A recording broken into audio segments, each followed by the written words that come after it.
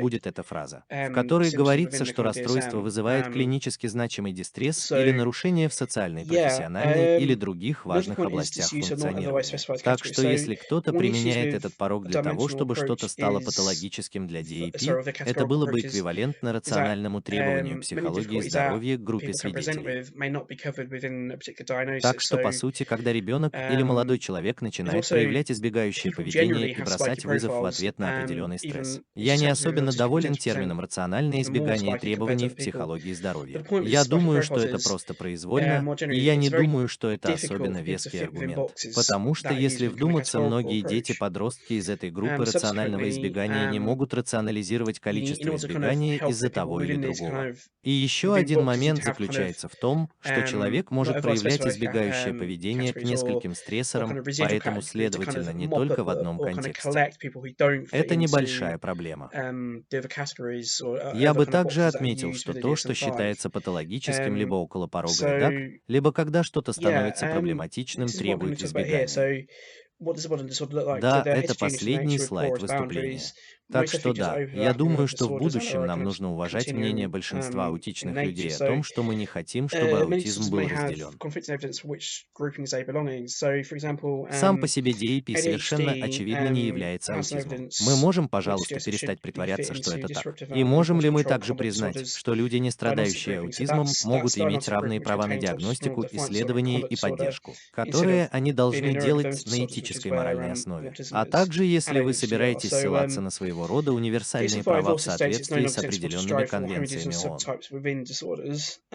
Да, нам также нужно And due систематически to исследовать problems различные взгляды на ДЭП. working out when a Как, feature becomes например, kind of можно ли это pathological, рассматривать либо как расстройство most disorders привязанности, will либо have как расстройство some личности. И phrase что я based on имею в виду this под этим, так это на phrase самом here. деле So, концептуализировать if их как disturbance расстройство causes clinically привязанности или significant расстройство distress or личности и impairment in проверить это. social, Да, occupational, а or other также, important areas пожалуйста, of примите functioning. участие в моих And докторских исследованиях. those are Так, all на той terms are not стороне только ands. мои контактные Let's go данные. back Так earlier же, как мой to адрес электронной почты, мой твиттер и мой профиль other specified ResearchGate, mental в disorder. котором есть все You мои can quite публикации, clearly see выступления на this phrase конференциях и kind of based прочее. here. Следующий — And это again, if просто you go back мой to the список disorder definition, литературы.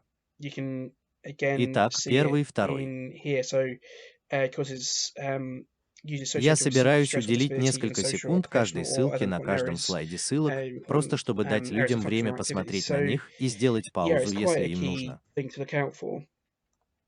So, moving on. So, what this table shows us is different PDA thresholds based relative to diagnostic thresholds for certain kind of disorders within the DSM-5. So, what I've used here is the obsessional defiant disorder specifiers. So, И this это is like mild последний. features are only is when features are only shown in one setting, moderates when they're seen in at least two settings, and severe is when they're seen in three or more settings. So, with ADHD, someone meets threshold for that when to set it when the features are expressed in these two settings. With autism, it has to be within these three, and just with these three, autism is meant to be from early infancy, but there's a couple of exclusion terms, which means it doesn't have to be expressed until later on in life. So this is obsessive compulsive disorder. So this is features must be time consuming, taking at least 1 hour per day, but this is it only needs to be seen within one setting. This is obsessional defiant disorder. Again, only needs to be seen in one setting. And this is interesting. So it can be when it causes distress to people surrounding the person expressing the behaviours. So that itself is quite interesting.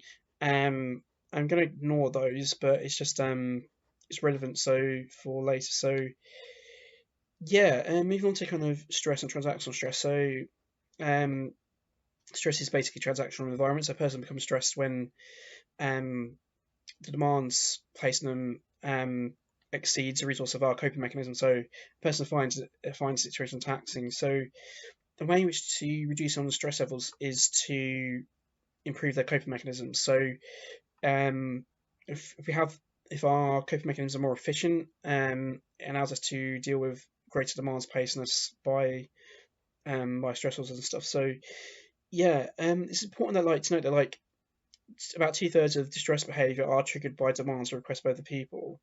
It's also important to note that a recent systematic review has shown that there are increased emotional stress levels in autistic people, and that generally there's a need for autistic people to have stress management strategies used with them. Moving on to demand avoidance features. Demand avoidance is transactional, and that PDA itself is transactional with the environment that can be either internal or external to the individual. Also, modern autism understanding take a transactional stress approach to demand avoidance. So what this means is that they're not due to deficits located in an individual. And this is a quote.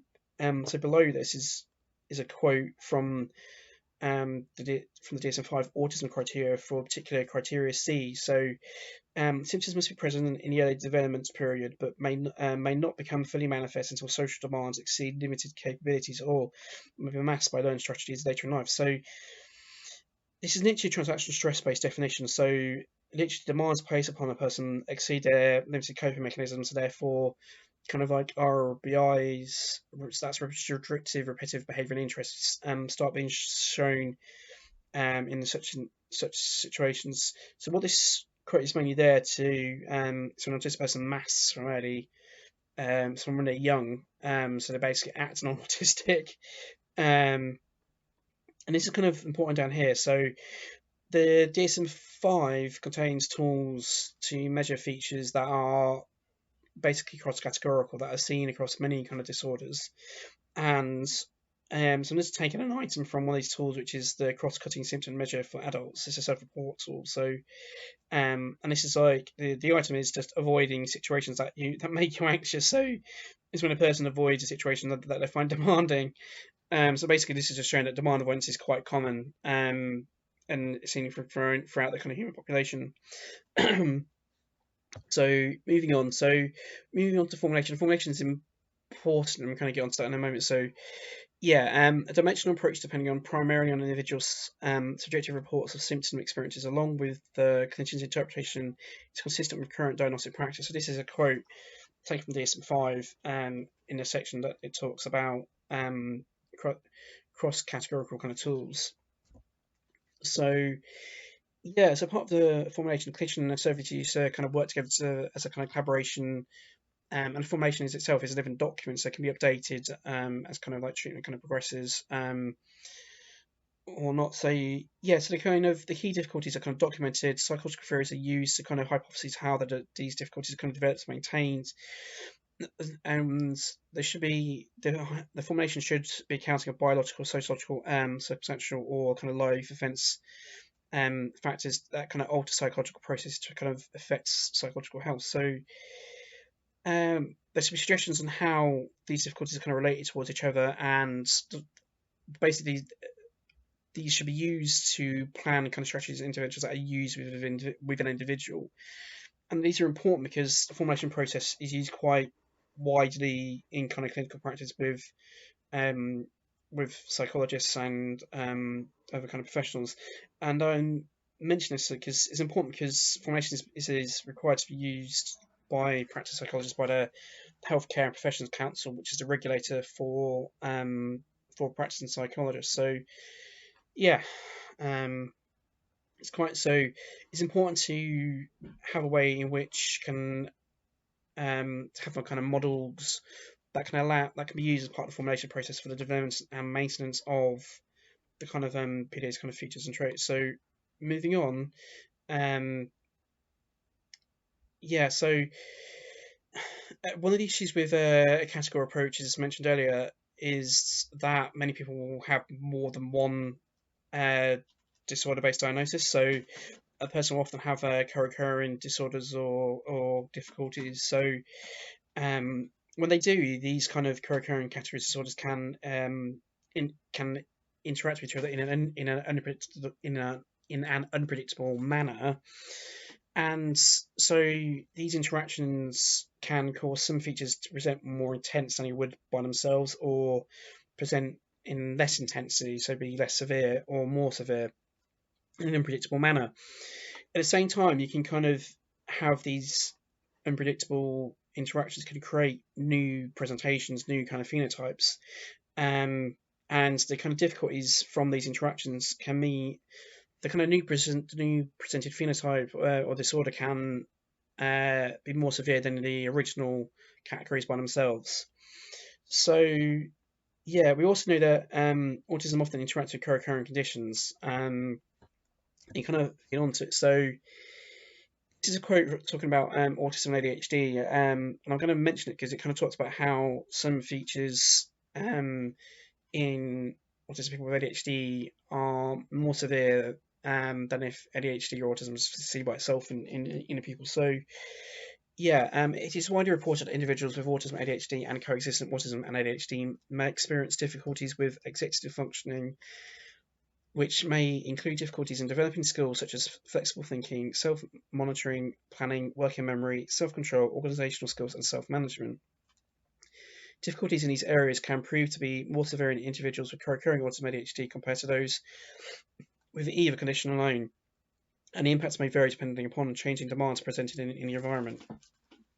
Last bit's kind of interesting when you can think about kind of demand avoidance and PDA. So what this means is co-occurring difficulties can often be said differently in autistic persons versus non-autistic persons. PDA may be the result of unpredictable interactions between competing co-occurrence conditions and maybe a new disorder.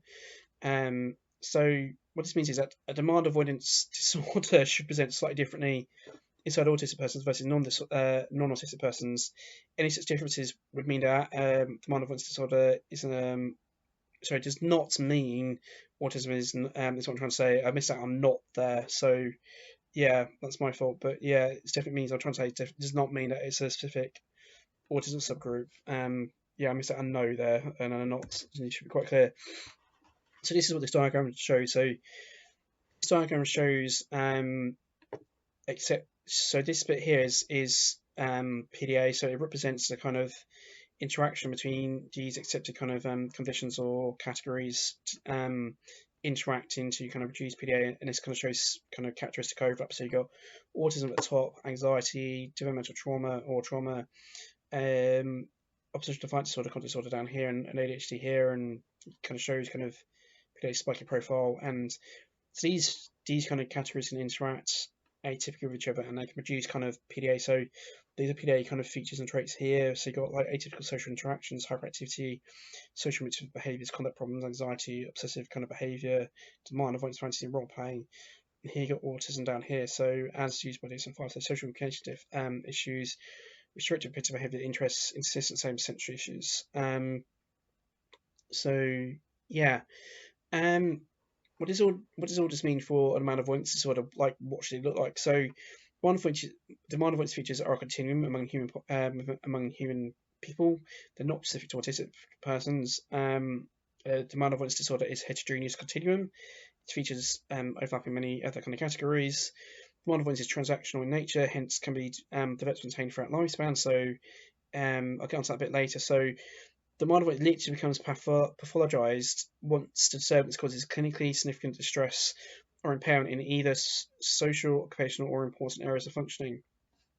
So, yeah, I would suggest that the features need to be expressed consistently in one or more settings for at least 12 months. It means that demand avoidance can be pervasive, but does not mean it intrinsically is pervasive. And likewise, demand avoidance can be from ADHD, but does not mean that demand avoidance disorder is intrinsically developmental in nature. And you can argue 12 months is arbitrary, and I would say yes, but I've chosen 12 months because it means it equates to the disability definition used by the UK government for the Equality Act. So if you're using this threshold for when demand avoidance is pathologized as part of a disorder, it should mean that a person's covered by disability legislation in the UK, and I'm particularly referring to the Equality Act. As I mentioned earlier, demand avoidance disorder should present slightly differently in autistic persons versus non-autistic persons. We need to have theories for how the features are developed and maintained. It also means that the strategy of interventions will overlap with approaches used with other kind of categories of disorders, but it means that we've got quite a broad spectrum. Well, we have a broad heterogeneous kind of continuum based construct. So we can use these 5 traits, which and the universal kind of if the universal within this population is based on statistics from Nielsen. So avoidance of everyday demands is a yes. Comfortable role-playing pretense, no. Consistent mood swings and impulsivity, again, not universal. Frequent intense actions, kind of yes. Social avoidance behaviours, kind of no. So this is kind of showing how the social avoidance features are kind of triggered by kind of demands, and basically how kind of extreme they are. So like the higher up here, the more kind of extreme, and I am putting that in quotation marks. What I'm trying to say is like the higher the features, the behaviours shown up here tend to be more difficult for people expressing them to actually kind of experience and kind of regulate and deal with. But it's also tends to be more difficult for those around the person expressing them to kind of deal with and kind of co-regulate. So what tends to happen is the more stressed the person is, the more likely they are to show these kind of more kind of extreme or kind of difficult kind of behaviour. So down here you got kind of calm and able. The more kind of stressed they are, start to feel stressed, they tend to use kind of distraction, excuses, and procrastination. Kind of again can go into kind of physical incapacitation or withdrawal. Can either kind of take control or kind of just kind of go along with what the person's put into them and kind of go into full on kind of panic. So can use either full on shutdown, run away, threat to violence, actual violence towards themselves or other people. This is not linear. People can skip kind of levels, go kind of straight towards it. So yeah, it's taken from the PDA site. It's kind of what is PDA kind of booklet. I do have issues with this diagram, but I don't want to go into that now. It's just it has some use. So yeah, what does demand disorder? What does demand avoidance disorder needs to meet the kind of meet definition for a disorder? So rapid mood changes and impulsivity help to indicate issues with kind of behavior and emotional regulation. Significance of demand avoidance impedes functioning in one area, often multiple ones. It challenges culture norms. So especially in children are meant to kind of do as they're told, and especially women are meant to kind of be more kind of docile, and so if you're kind of showing these kind of extreme or kind of difficult kind of behaviours, you kind of transgressing cultural norms. So yeah, using these 5 anxiety-based, restrictive, and principal behaviour interests traits should be sufficient for a demand avoidance-based disorder to meet the definition for a disorder as shown by the DSM-5. It's quite important, is because demand avoidance is itself intrinsically impedes an area of functioning. So and this is also quite important because this often these features tend to be shown when a person is stressed, mainly stress or high distress. So the social demands for it indicate those significant amount of impairment and distress associated with demand avoidance disorder. So yeah, we're kind of quite lucky that while demand avoidance disorder is a process, it also can be viewed as a distinct thing and therefore a distinct disorder. So kind of coming into kind of models which can be used as part of the formulation process to describe how demand avoidance features kind of defense maintained throughout lifespan. So you have a demand which can be either internal or external, which kind of triggers anxiety, distress, which causes a person to kind of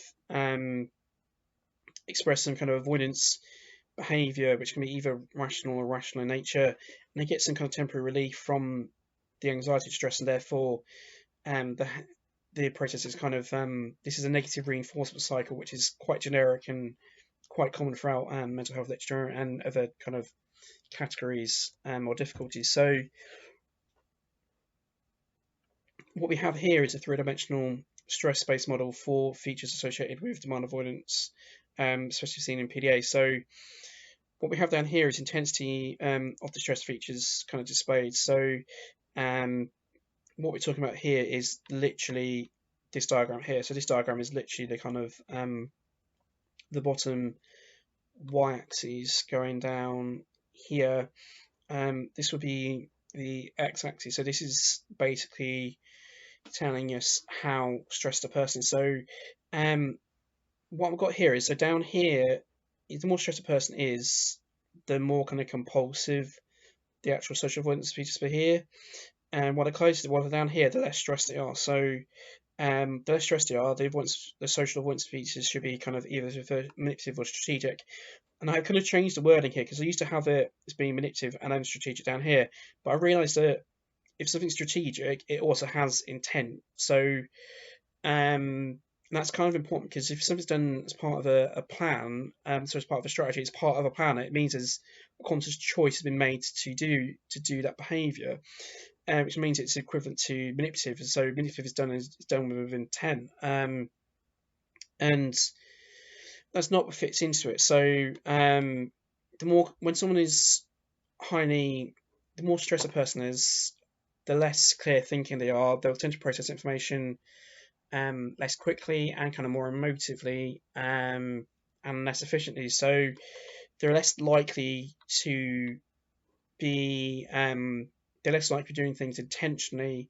The more stressed they are. So I kind of treat it kind of more compulsive down here. So this is literally what the z-axis is the frequency of which the demand of which is sped up. So this is literally just how often they are within a given time period. So this could be within a day, a week, a month, or a year. Could be over 32 seconds potentially.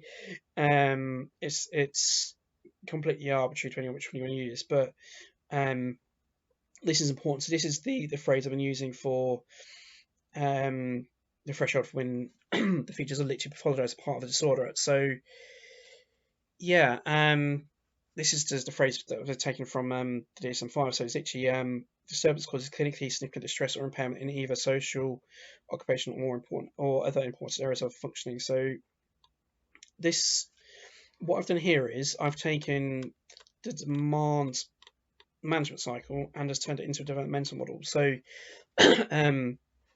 you have kind of pathological demand avoidance as a form of neurodiversity here, and this is kind of going on to adverse situations or missed developmental opportunities. So you notice these interactions go back and forth and have really wonderful kind of combinations.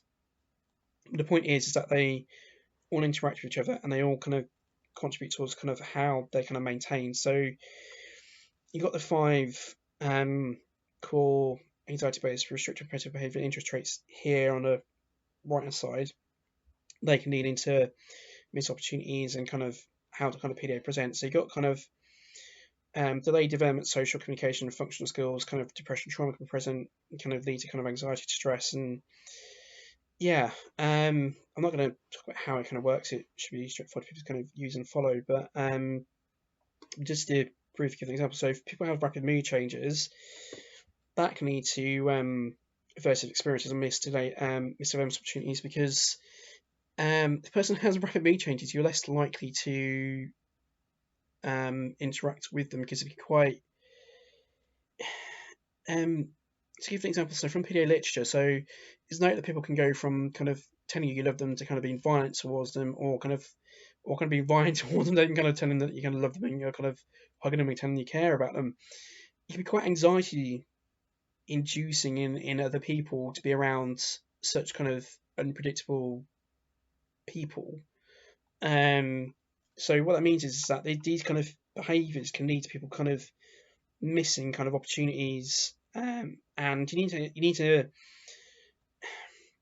when you miss these opportunities, they can lead to kind of delayed kind of social skills, and they can also lead to kind of trauma and depression, and that can lead to anxiety and stress, which kind of leads to people to kind of missing more opportunities, and it's just it's quite important to kind of have this developmental model. So again, this kind of allows as part of the formation process, it allows kind of clinicians to describe how features can be developed, maintained, and it kind of can give some kind of calls and mechanisms as well, potentially if a person's kind of traumatized, it can lead to miss kind of can have aversive experiences or lead to experiencing situations to be aversive in nature, partly due to the experience of anxiety being present. But we'll kind of move on. So there are a good number of studies that indicate PDA is seen outside of autism. Some people disagree with some of these, but it's about 10 or so here. There's some studies which indicate PDA, which probably have non-autistic people in. We just don't know due to the nature of studies used. So, for example, the good reason suggests that Trundle case study is non-autistic, but they've not assessed a person with autism, so we can't be definitive there. And there's a good number of topic experts on PDA which say that PDA is seen in non-autistic people. So moving on, so as I said earlier, so yeah, PDA should present as continuum throughout the human population, is fluid and transient over lifespan and in diverse situations. So what I mean by that is that where a person is on this diagram changes over lifespan and different situations. So I'll talk about more about this diagram later, but yeah, so I mentioned this quote before, I'm not going to mention it again, but if you apply this quote to the period literature, it's when a person starts to display avoidant behaviour or transient behaviour in response to a particular stressor. So in this particular quote, it's in relation towards autistic children, either typically when they experiencing demands at school or kind of transitioning from kind of primary to secondary, or around the EDQ threshold, or when demand avoidance becomes kind of problematic in nature. I don't like that term, that descriptor kind of problematic demand avoidance, because it's horrifically subjective, but I, as I have used it.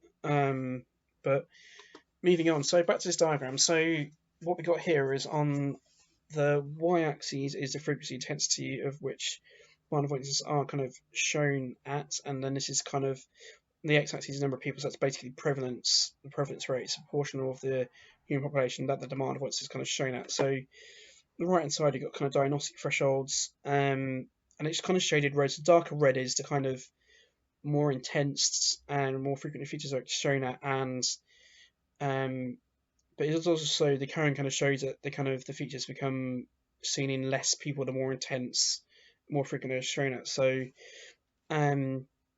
this threshold is when the features are seen to be developmental and kind of pervasive nature. This is when the kind of demand of which features are only seen in autistic people. This is when they're only pervasive, and by that I mean it's kind of shown in 3 or more kind of settings, and this is when it's kind of seen in only 2 or more, and this is only seen in 1 or more. So what I've done is I've basically taken all the way back this table. I've taken these diagnostic thresholds and just applied them to this diagram. And some of you might be familiar with this diagram because or aspects of this diagram, because I've literally just modified this diagram here. So I've taken diagnostic thresholds that have been used for PDA in the PDA literature and mapped them on this diagram. And this is my interpretation. Others might move these diagnostic thresholds differently. And there's no fixed way of there's no numbers attached to them, so it's all kind of relative. We should be kind of clear about it. So you see that Eaton Weaver corresponds to the developmental kind of pervasive, and Wing-et-al to only autistic people. Neeson et al.'s got non-autistic people in, so just pervasive and has that. And I've used that one to be the EDAQ or the OCD one. So I've moved one up to have 2 more settings, which is equivalent to ADHD. So yeah, you should see how these diagrams kind of relate. And I've kind of equated them to kind of diagnostic practice with the DSM-5 and within the PDA literature. So this diagram kind of shows how you can model PDA with internalising and externalising. So internalising kind of features are kind of shown internal to the person, and external, so they kind of express kind of externally kind of behaviour, so it can be easier noticed by other people. So this is mainly kind of like kind